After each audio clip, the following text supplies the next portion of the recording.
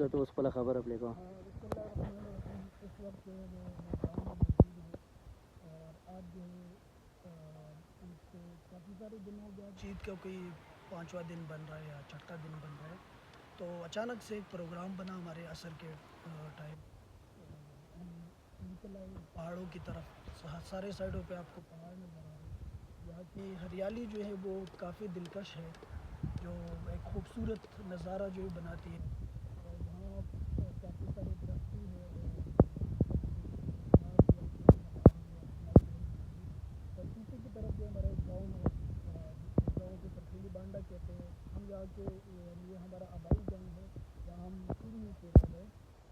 और पहले तो मेरे मकानात हुआ करते थे, लेकिन काफ़ी सारी आबादियाँ जो हो रही है पीछे की तरफ नज़र आ रही है।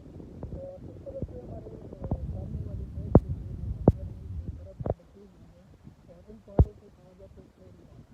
तो इसका रास्ता भी काफ़ी दूर से जाता है, यहाँ तक पहुँचना जो है वो काफ़ी मुश्किल है।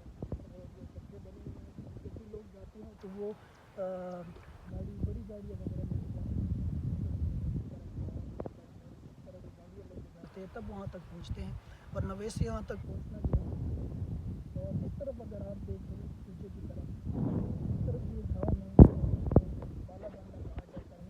पहले ये गाँव जो था ये तोरहर के अंदर आता था, लेकिन अभी हमारे साथ ये कैसे हो गया, बीच के अंदर एक नाली सी है, तो इस तरफ और इस तरफ का जो है ये एक बॉर्डर समझा जाता था कि इस तरफ का जो इलाका है बड़ग्राम के अंदर था और इस तरफ का जो इलाका था वो तोरहर में शामिल था।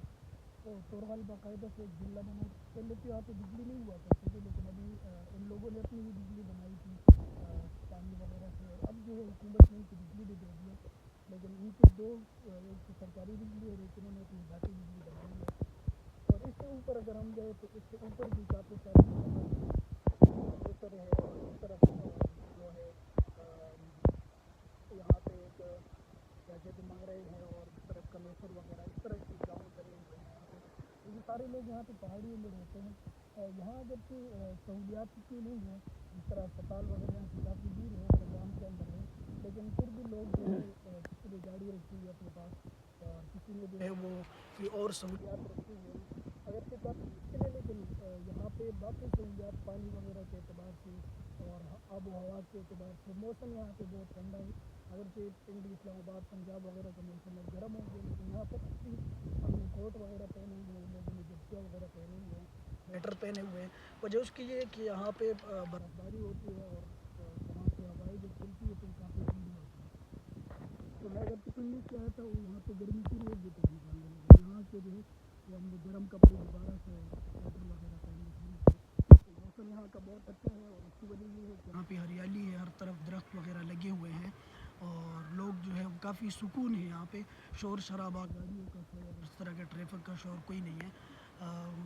ज़िंदगी तो काफ़ी पुरसुकून है, लेकिन सहूलियात जो है वो ना होने के बराबर है।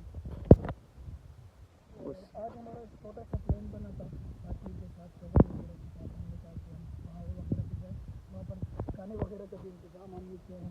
तो अगर आपको ये दिखाऊँ कि हमसे आपको नज़र आ रहे थे दो साथी जो है हमने कहा हम छोटा सा एक व्लॉग जो है बना देते हैं, ताकि काफ़ी टाइम हो गया तो हमने चैनल पे कोई व्लॉग नहीं दिया, कोई वीडियो नहीं दी।